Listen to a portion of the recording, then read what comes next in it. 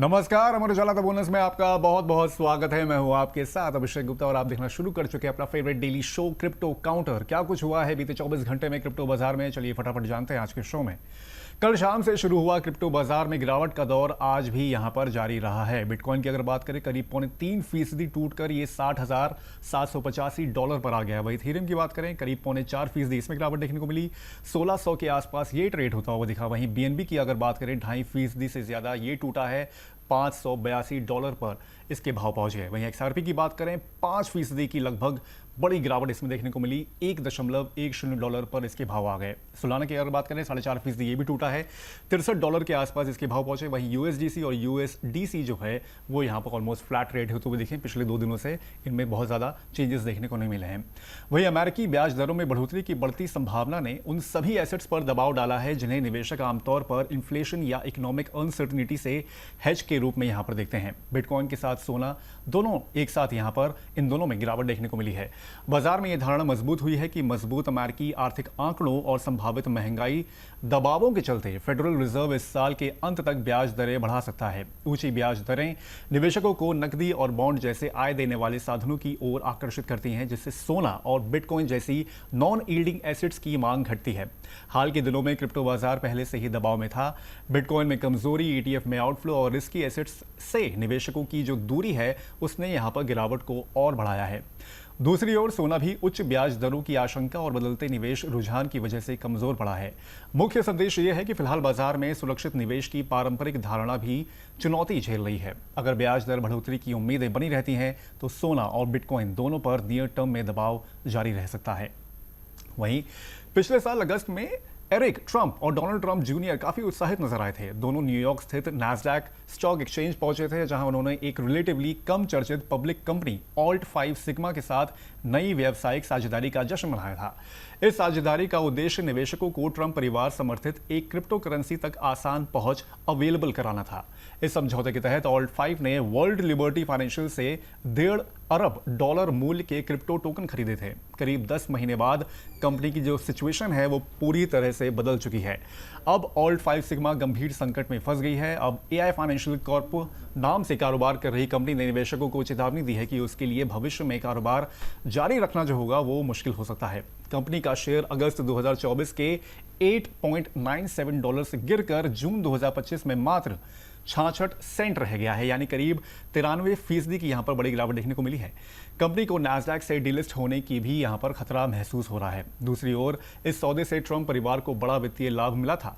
Company के दस्तावेज के अनुसार क्रिप्टो टोकन बिक्री से लगभग $50 करोड़ की आय ट्रंप परिवार को यहां पर मिलने की पात्रता थी। इस बीच डेमोक्रेसी डिफेंडर्स फंड नाम के नॉन पार्टिसन ऑर्गेनाइजेशन ने अमेरिकी सेक से मामले की जांच की यहां पर मांग की है। संगठन की मांग है कि इस सौदे से जुड़े वित्तीय और नैतिक सवालों की स्वतंत्र एक तरह से यहां पर जांच होनी चाहिए। संगठन का सवाल है कि वो सारा पैसा आखिर गया कहां है। ये मामला उन निवेशकों के लिए चेतावनी बन गया है जिन्होंने ट्रंप परिवार के नाम पर निवेश किया था और उन्होंने इस सौदे को ट्रंप प्रशासन के दौरान एक सेफ और लाभदायक निवेश का अवसर माना था। वहीं जापान के 3 प्रमुख बैंक MUFG, SMBC और मिजुओ फाइनेंशियल ग्रुप ने घोषणा की है कि वे इस वित्तीय वर्ष में मिलकर एक स्टेबल कॉइन यहां पर जारी करेंगे। MUFG की वेबसाइट पर जारी बयान के अनुसार तीनों बैंक मिलकर एक काउंसिल बनाएंगे जो इस स्टेबल कॉइन के संचालन ढांचे को तैयार करेगी और इसके जारी करने की प्रक्रिया जो होगी वो आगे बढ़ाएगी। बैंकों के मुताबिक ये तीनों संस्थान जॉइंट सेटलर्स के रूप में काम करेंगे, जबकि एक ट्रस्ट बैंक या इसी तरह की संस्था को ट्रस्टी की भूमिका दी जाएगी। इसका मतलब यह है कि डिजिटल टोकन के प्रबंधन, सुरक्षा और लेन देन की निगरानी एक फॉर्मल फाइनेंशियल स्ट्रक्चर के तहत की जाएगी। जापान की फाइनेंशियल सर्विसेज एजेंसी FSA ने पिछले साल नवंबर में भी इस तरह की पहल को समर्थन देने का संकेत दिया था। हाल ही में सत्तारूढ़ लिबरल डेमोक्रेटिक पार्टी यानी कि LDP ने भी कहा है कि सरकार को येन बेस्ड स्टेबल कॉइन के उपयोग को बढ़ावा देना चाहिए।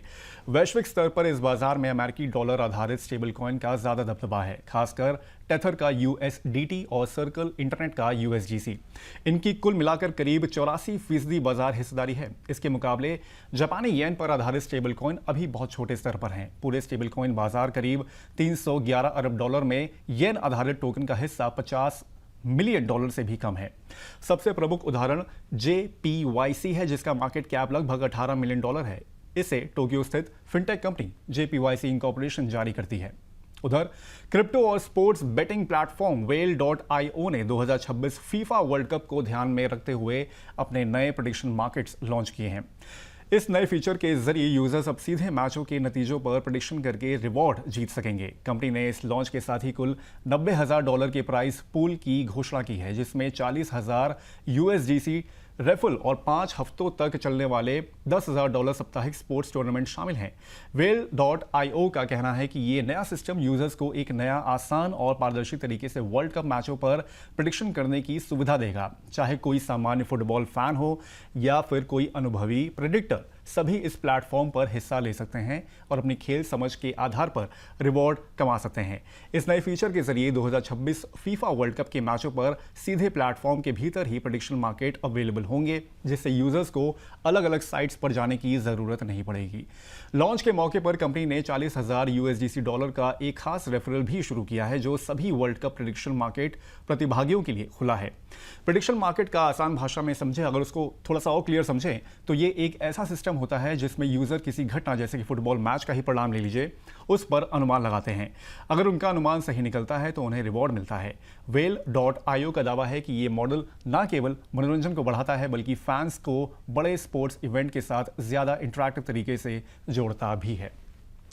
तो आज के क्रिप्टो काउंटर बस इतना ही। ये शो कैसा लगा हमें कमेंट करके आप जरूर बताएं। बाकी अब होगी आपसे कल मुलाकात, तब तक के लिए मुझे दीजिए इजाजत। नमस्कार।